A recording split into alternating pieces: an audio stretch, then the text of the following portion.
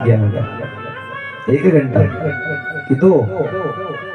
सुबह से निकले और शाम हो गई, शाम को जाकर पहुंचे जब गईए गौशाला की ओर आती हैं तब। तो नन्हे नन्हे बालकों ने देखा कि अक्रूर जी आ रहे हैं, अक्रूर जी आ रहे हैं, अक्रूर जी आ रहे हैं, अक्रूर काका आ रहे हैं। उनको प्रणाम किया। बोले काका आज आप कैसे आए, कैसे आना हुआ?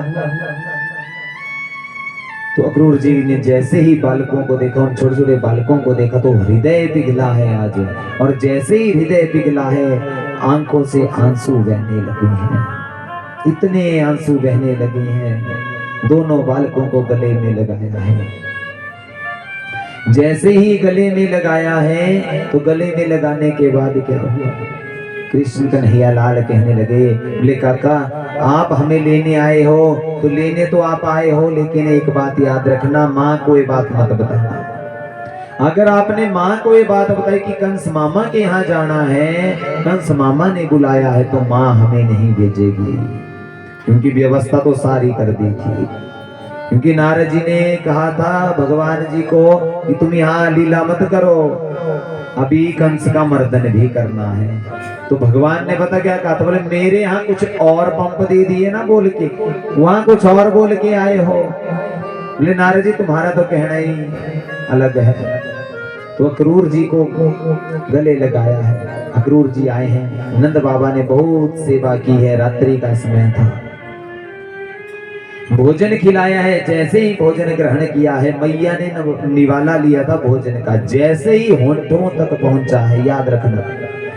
इतने में अक्रूर जी से नंद बाबा कहने लगे कि कल मैं आपके दोनों पुत्रों को मथुरा ले जाऊंगा, वहां मेला लगा है जो शिव धनुष है उसके लिए, तो इसलिए मैं इन्हें भी वहां ले जाऊंगा। छोटे बच्चों के लिए मेला लगा हुआ है।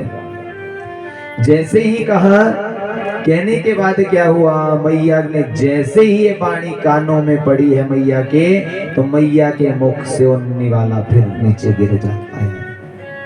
वो निवाला अंदर नहीं गया, बाहर निकला कि जिस कंस ने मेरे पुत्रों को मारने के लिए अघासुर, बकासुर, पुतना, पता नहीं कितने राक्षसों को भेजा, कभी तृणावर्त को भेजा, कभी किसको भेजा, कहते हैं आज उसी के यहाँ मेरे बच्चों को ले जाने की बात हो रही है, मैं नहीं भेजूंगी। दोनों पुत्रों को गले से लगाया है। कहते हैं दोनों पुत्रों को गले से लगाया है। जैसे ही गले से दोनों पुत्रों को लगाया है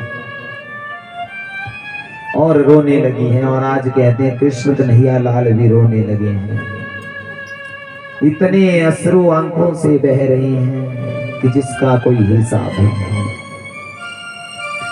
कहते हैं मैया इतनी रोने लगी है, जो बचपन में पुत्र ने जो कृत्य किए थे उनको सोचने लग जाती है कि बचपन में ऐसा हुआ, ऐसा हुआ, ऐसा ऐसा मेरे पुत्र ने किया। कहने लगी भी कि पुत्र मैंने तुझे उखल से बांधा, कभी मैंने तेरे कान खींचे, कभी तुझे थप्पड़ लगाए, कभी डांट लगाई। पूरे के पूरे ब्रजमंडल में जैसे ये लहर पहुंची कि कल कृष्ण और बलराम जी मथुरा जा रहे हैं, तो सारे ब्रजवासी रोने लगे हैं। गैयों ने खाना पीना बंद कर दिया, बछड़ों ने दूध पीना बंद कर दिया, ग्वालों ने गौओं का चारण करना बंद कर दिया। और कहते हैं इतने रोने लगे हैं, इतने रोने लगे हैं कि मानो आज वृंदावन में नदी का ही उद्गम हो गया हो। इतना ज्यादा अश्रु बह रहे, इतनी ज्यादा आंखों से आंसुओं की धारा बह रही है। क्योंकि जब हमसे हमारी कोई प्रियतम हमसे दूर होती है ना, कोई भी चीज है, तो उसकी पीड़ा बहुत होती है। बाहर से प्राणी जितना मर्जी बन जाए, लेकिन हृदय से जो पीड़ा होती है, जो वेदना होती है, छिपाई नहीं जाती। ऐसा भाव होता है। कहते हैं यदि हमारे घर से कोई चला जाए ना, ऐसे भी घूमने कमाने भी कोई बाहर चला जाए, तो हमें फिक्र हो जाती है कि कब आएगा। सबसे ज्यादा टेंशन घर में माँ को होती है। उससे कम, थोड़ी सी कम पिता को। बाकी भाई बंधुओं ने तो कोई लेना देना नहीं होता, गए हैं तो जाने दो, ऐसा भाव होता है। तो जैसे ही आज मैया इतनी रो रही है, बहुत ज्यादा, और कहते जो गैया हैं, गैया भी रो रही हैं, बछड़े भी रो रहे हैं, क्योंकि कहते हैं कान्हा तेरी याद में सारा जग है रोए, कि कृष्ण तेरी याद में तो सारा जग रो रहा है, सारा वृंदावन रो रहा है, सारे के सारे ब्रजमंडल के लोग रो रहे हैं, सारे के सारे लोग रो रहे हैं कि आज तुम हमें छोड़कर जा रहे हो। किशोरी जी भी बहुत रो रही है। जब कान्हा की नजर किशोरी जी पर पड़ी, राधा के ऊपर पड़ी, राधा रानी के ऊपर पड़ी, तो कहते हैं भगवान कहने लगे मन ही मन में कि राधे तू भी रो रही आज, तुझे पता है ना मैं आप यहाँ इस धरा पर क्यों आए हैं, हमारे यहाँ आने का क्या कारण है, तुम तो सब कुछ जानती हो लेकिन समझ क्यों नहीं रही हो। राधा रानी भी बहुत ज्यादा रो रही है कि प्रभु आपके विरह में हम कैसे रहेंगे, कैसे जिएंगे, कैसे मरेंगे, इतना वात्सल्य भाव जगा है। जैसे ही मथुरा की ओर चले हैं तो मैया से आज रहा नहीं जा रहा, रोते रोते मैया धरती पर गिर पड़ी है, रोते रोते धरती पर गिर पड़ी है कि कन्हैया मैं तुम्हारे बगैर नहीं रह सकती, कि मैं तुम्हारे बगैर नहीं रह सकती, आपके बगैर मैं नहीं रह सकती। जैसे ही ये सब कहा ना तो कहते हैं जैसे ही ये सब कहा तो कृष्ण कन्हैया लाल और बलराम जी रथ से नीचे उतरे हैं। जैसे ही नीचे कूदे हैं मैया को गले लगाया है तो मैया कहने लगी, बोले पुत्र जब तुम मथुरा जाओगे तो मुझे याद मत रखना कि मैं तेरी माँ हूँ, मुझे याद मत रखना कि मैं तेरी माँ हूँ। जो बचपन में हुआ उसे सब कुछ भूल जाना, मैंने तुम्हें उखल से बांधा, मैंने ऐसा किया, मैंने वैसा किया, तो ये सब तुम याद मत रखना, ममता के मोह में तुम मत पड़ना। ऐसा भाव आज बता रहे हैं, क्योंकि कहते हैं माँ तो माँ होती है, माँ कभी हमारे बुरे के लिए नहीं कहेगी। कहते हैं जो भी गोपियां ग्वाले सब रोने लगे हैं, सखा भी पीछे पीछे चले हैं, क्योंकि इतना प्रेम इतना प्यार था भगवान से चाहे गोपी हैं, ग्वाले हैं, चाहे राधा रानी है, चाहे मैया है, चाहे गैया है, चाहे उनके बछड़े हैं, इतना प्रेम था कि उनके विरह में जी नहीं सकते थे। क्योंकि कहते हैं ये तो प्रेम की बात है ओ धो, ये तो प्रेम की बात है ओ धो, बंदगी तेरे बस की नहीं है, ये तो प्रेम की बात है ओ धो, बंदगी तेरे बस की नहीं है, ये तो प्रेम की बात है ओ धो, बंदगी तेरे बस की नहीं है, ये तो प्रेम की बंदगी तेरे बस की नहीं है। यहाँ स्वर्ग के होते हैं सौदे, यहाँ स्वर्ग के होते हैं सौदे, आशिकी इतनी सस्ती नहीं है, आशिकी इतनी सस्ती नहीं है, ये तो प्रेम की बात है ओ धो, ये तो प्रेम की बात है ओ धो, बंदगी तेरे बस की नहीं है, बंदगी तेरे बस की नहीं है।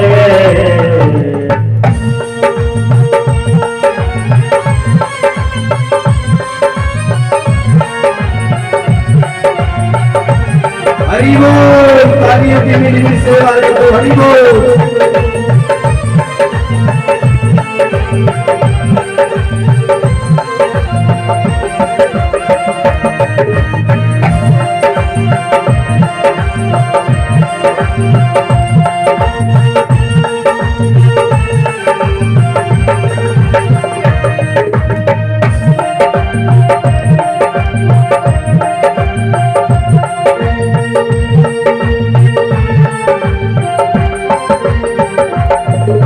प्रेम वालों ने कब वक्त पूछा, प्रेम वालों ने कब वक्त पूछा, उनकी पूजा में सुन ले ओ प्रेम वालों ने कब वक्त पूछा, उनकी पूजा में सुन ले ओ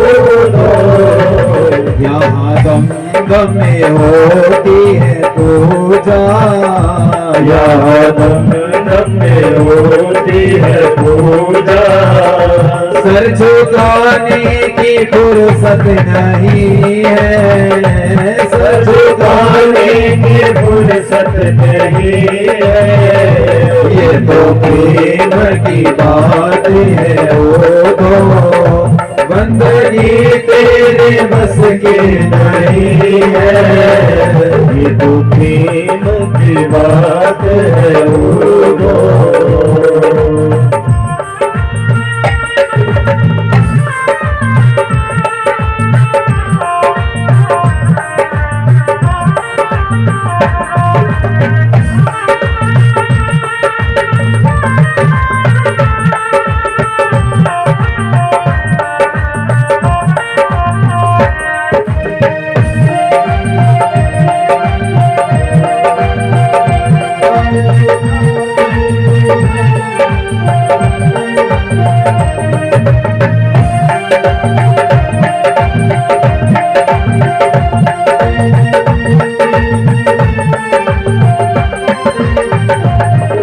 जो असल में है मस्ती में डूबे, जो असल में है मस्ती में डूबे, उन्हें क्या परवाह जिंदगी की, उन्हें क्या परवाह जिंदगी की, जो उतरती है चढ़ती है मस्ती, जो उतरती है चढ़ती है मस्ती, जो उतरती है चढ़ती है मस्ती, जो उतरती है चढ़ती है मस्ती, वो हकीकत में मस्ती नहीं है, वो हकीकत में मस्ती नहीं है, ये तो प्रेम की बात है ओ तो बंदगी तेरे बस की नहीं है, ये तो प्रेम की बात है ओ तो बंदगी तेरे बस की नहीं है।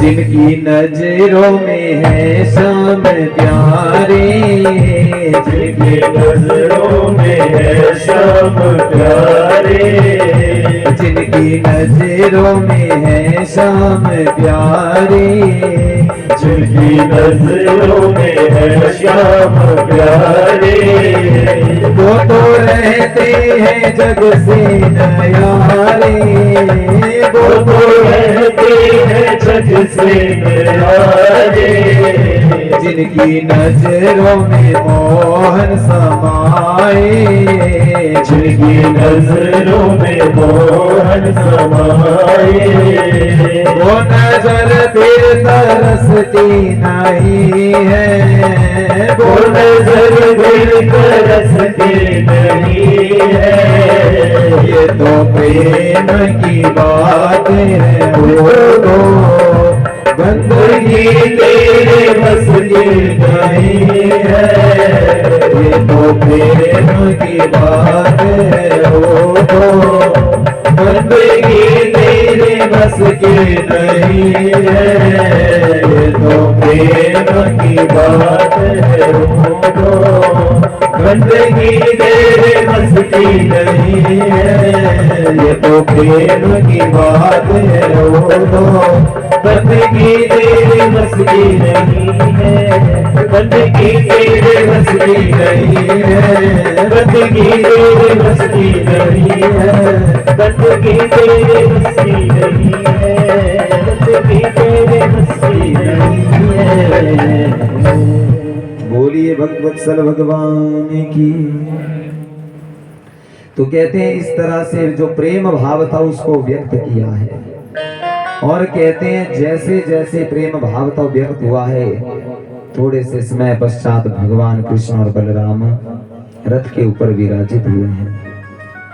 रथ के ऊपर विराजित हुए हैं और अक्रूर जी के साथ चले हैं। अक्रूर जी भी बेचारे रो रहे हैं। कहते हैं जैसे जैसे समय बीतता गया, थोड़े से आगे चले हैं तो अक्रूर जी को थकान हो चली थी। यमुना महारानी ने जैसे ही गोता लगाया तो भगवान ने अपना विराट रूप शेषनाग सैया के ऊपर दर्शन कराया है। जैसे ही दर्शन कराया है, अक्रूर जी मन ही मन में मुस्कुराने लगे और क्या कहने लगे कि मेरा मनोरथ आज पूर्ण हुआ, क्योंकि ये तो साक्षात नारायण है। मैं ऐसे ही व्यर्थ में चिंता कर रहा था कि वो कंस इन्हें मार देगा। तो बड़ी खुशी से आज चले हैं और अक्रूर जी कंस के यहाँ, कंस की मथुरा में प्रवेश कर रहे हैं। जैसे ही वहां पहुंचे तो धोबी घाट पर धोबी कपड़े धो रहा था। राजसिक वस्त्र, जो राजाओं के वस्त्र हैं उनको धो रहा था। तो सखाओं के मन में आज भाव जगा है। भाव कैसा जगा है कि हमने भी ये राजसिक वस्त्र पहनने हैं। जो वस्त्र राजाओं के थे, उनके मंत्रियों के थे। तो जैसे ही कृष्ण के साथ कृष्ण कन्हैया लाल से कहा कि हमने भी ये राजसिक वस्त्र पहनने हैं। अब वस्त्र थे 15.5 हाथ के और अपनी हाइट है 3.5 हाथ। कहां 3.5 हाथ और कहां 15.5 हाथ। तो कहते हैं उन वस्त्रों को पहनना चाहा। धोबी के पास गए हैं कि हमने भी ऐसे वस्त्र पहनने हैं। तो धोबी कहने लगा, अरे बड़े आए तुम गवाले, तुम पहनोगे राजसिक वस्त्र? अपनी औकात भी देखी है कि नहीं देखी है? जैसे ही ये सब कहा तो कहते हैं सारे के सारे वाले कहने लगे कि सखा कुछ भी करो, हमने वस्त्र पहनने हैं। तो धोबी ने कहा, बोले कंस के मारने से पहले अगर तुम मेरी बात नहीं मानोगे ना तो कंस तुम्हें बाद में मारेगा। बोले उससे पहले मैं ही तेरा राम नाम सत कर दूंगा। तो कृष्ण कन्हैया लाल कहने लगे कि तू मुझे क्या मारेगा? हाथ से एक थप्पड़ उस धोबी को लगाया है और धोबी का सिर धड़ से अलग उद्धार किया है आज धोबी का। वस्त्र लिए, जैसे ही वस्त्र पहने हैं तो मथुरा में क्या पता क्या हो रहा है? झाड़ू साथ में लग रहा है। 15 हाथ लंबे वस्त्र और कहते हैं 3.5 हाथ के प्राणी अगर पहन लेना। अब इतने लंबे लंबे टेंट हैं, अगर ऐसे लंबे लंबे कपड़े पहनाए जाएं तो अच्छे तो नहीं लगेंगे। तो कहते हैं गोविंद जी गए हैं और दर्जी के यहाँ, दर्जियों को विशेष आशीर्वाद है भगवान का। दर्जी के यहाँ कोई भी प्राणी कपड़े सिलाने के लिए जाएगा ना, उसके पास अनेक कलाओं का ज्ञान दिया है भगवान ने, अनेक आशीर्वाद दिए हैं। जैसे मर्जी कपड़े पहनने हो वैसे बना कर दे देगा। तो दर्जी के यहाँ उन वस्त्रों को छोटा छोटा करवाया है, अपने अपने साइज के वस्त्र बनाए हैं और कहते हैं अपने अपने साइज के वस्त्र बने हैं। और वस्त्र बनने के बाद पता क्या हुआ? पहने हैं अब सखाओं के मन में भाव जागा है कि गले में माला हो जाए तो बड़ा अच्छा हो जाएगा, कि गले में माला हो जाए तो अच्छा हो जाएगा। कहते हैं सुनामा नाम का जो माली है 30-40 रुपए की मिल जाती माला, ये 2-3 मोहरों की मिल जाती उसमें। तो कहते हैं जो सुनामा नामक जो माली है उसके यहाँ गए हैं,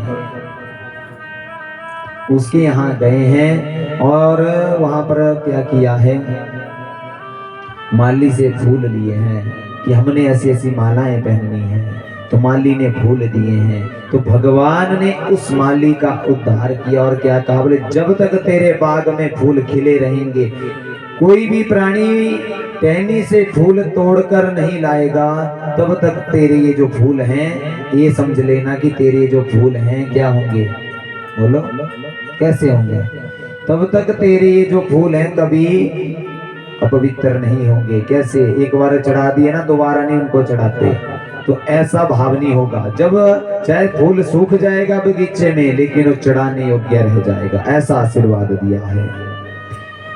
अब मन में भाव जगा है, बोले गले में तुलसी की माला भी होनी चाहिए। ज्यादा नहीं, ब्राह्मणों के गले में तो तुलसी की माला अवश्य होनी चाहिए, कंठी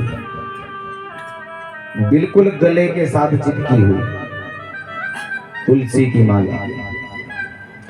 तो कहते हैं जो तुलसी की माला है वो गले में होनी चाहिए। प्रसाद अस्तु प्रसन्नता, भगवान को हम तुलसी अर्पित करते हैं किस लिए, ताकि भगवान को जो निवेद्य लगाया जाए वो भगवान तक पहुंचे प्रसन्नता के साथ।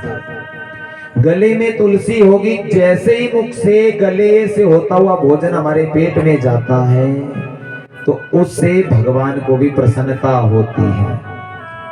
तो तुलसी की माला गले में धारण की है।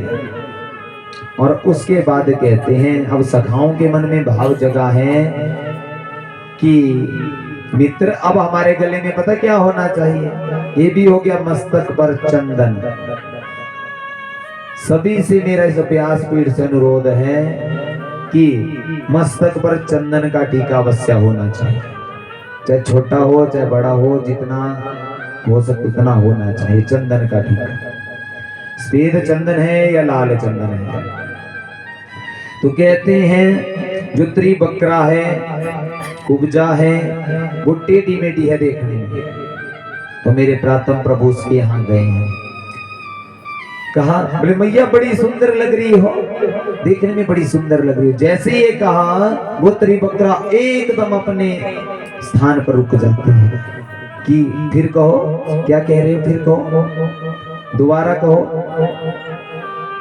कि दोबारा कहो क्या कहा तुमने, कि मैया तुम बहुत सुंदर हो। तो मैया कहने लगी, बोले जब लोग मुझे देखते हैं ना तो लोग रास्ता बदल देते हैं। टेढ़ी मेढ़ी है देखने में, जैसे बेल होती है ना, अंगूर की बेल या जो सब्जियों की बेल होती है टेढ़ी मेढ़ी चलती है, तो ठीक वैसी हो देखने में। तो जैसे ही ये कहा बोले तुम बड़ी सुंदर हो, बड़े सुंदर भाव है तुम्हारा, बड़ी सुंदर लग रही हो देखने में।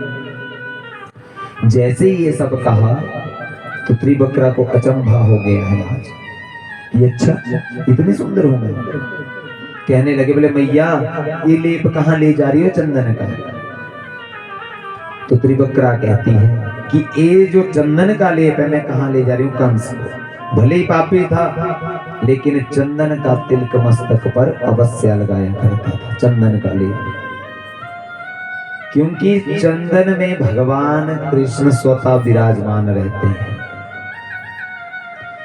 कहते हैं कि उसी त्रिबकरा ने चंदन का लेप उन सखाओं के मस्तक पर कराया है। जैसे ही मेरे गोविंद के मस्तक पर चंदन का लेप लगाना शुरू किया कि वो त्रिबकरा जो है अपनी सुंदरता में इतनी सुंदर हो जाती है कि मानो उसके बराबर सुंदरी पूरी की पूरी मथुरा में कोई दूसरी नहीं। देखो भगवान की कृपा। तो कहते हैं उस